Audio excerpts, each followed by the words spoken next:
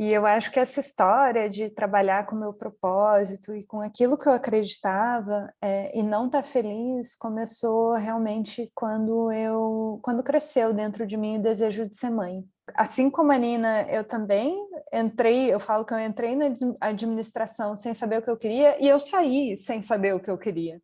Então, assim, é o curso de perdido. E a única coisa que eu sabia no final do curso de administração é que eu não queria uma carreira tradicional. Eu tive espaço e oportunidade ao longo da faculdade para explorar de ONGs a multinacionais, e eu vi que nenhum daqueles contextos estava apropriado para aquilo que eu queria enquanto ideal de negócio. E aí, logo, fui empreender. E nesse processo, eu encontrei com um antigo chefe escoteiro meu, que me falou uma coisa que orienta a minha vida até hoje. E eu falei para ele, a gente chama ele carinhosamente de Tio Lu. Tio Lu, eu estou bem perdida, eu não sei o que eu quero fazer da minha vida. E eu falei para ele que eu gostava de muitas coisas, né? Eu gosto de muitas coisas. E ele falou, não escolha pelo que você gosta, escolha o seu trabalho por aquilo que você acredita. Porque em qualquer profissão você vai encontrar coisas que você gosta e que você não gosta. Mas se você acredita, você vai dar conta de fazer as coisas que você não gosta. E isso, para mim, assim, serviu como um grande aprendizado de vida. E eu fui por isso, eu fui por aquilo que eu acreditava, que eu podia fazer diferença. E por incrível que possa parecer, fui trabalhar com canetinha, com facilitação gráfica, mas que eu enxergava que era um jeito de eu chegar em grupos e chegar naquilo que eu entendia que era um processo facilitado, dialogado, de se tomar decisões, de gerir, de fazer projetos. E eu fiz coisas muito legais nessa caminhada, só que sempre é um custo muito alto para mim.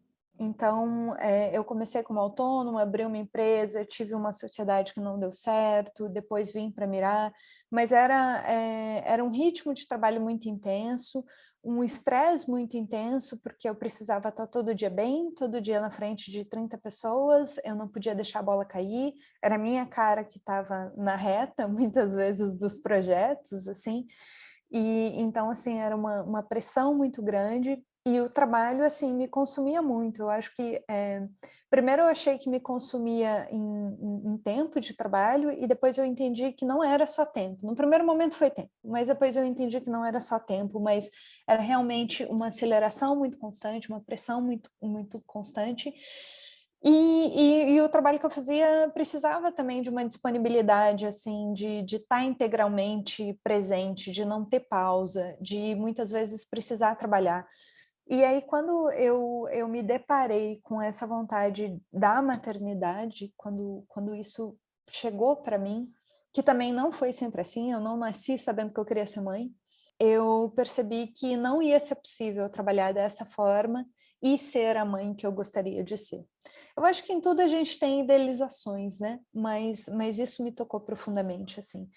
E aí, o que eu senti foi um sentimento de culpa muito grande, de culpa pelo caminho que eu tinha escolhido, que eu falava, puxa, mas lá atrás, quando eu estava na faculdade, eu tinha um currículo que as organizações falavam, nossa, essa menina é um puta potencial. E eu escolhi dizer não para tudo isso, né, e trilhar o meu próprio caminho. Então, eu me sentia culpada pela escolha que eu fiz. E um fracasso muito grande, eu fracassei comigo. Eu fiz coisas muito legais, mas eu fracassei comigo e eu vou ter que recomeçar. Então, agora que eu já tenho 8 anos de experiência, mais ou menos, na área que eu desbravei, eu vou precisar recomeçar. E eu acho que foi um momento em que tudo perdeu sentido. Então, coisas que eu amava fazer, de repente, começaram a não fazer sentido. Eu comecei a questionar muito por que eu estou fazendo isso, por que eu estou fazendo isso. E hoje, para mim, é muito claro. Eu acho que em outro momento cabe falar um pouquinho mais, mas depois de ler um pouco sobre burnout, para mim é muito claro que eu cheguei em um burnout. E aí eu precisei parar para realmente repensar minha carreira e para perceber se o que eu queria para minha carreira cabia na empresa que eu tinha. E eu acho que também foi um processo que a gente foi chegando por caminhos diferentes juntas, né? Ou em momentos até talvez um pouquinho diferentes, mas a gente foi percebendo enquanto empresa, e isso foi muito lindo, de perceber que a gente precisava mudar como empresa, que o meu caso não era só meu caso, mas estava no sistema.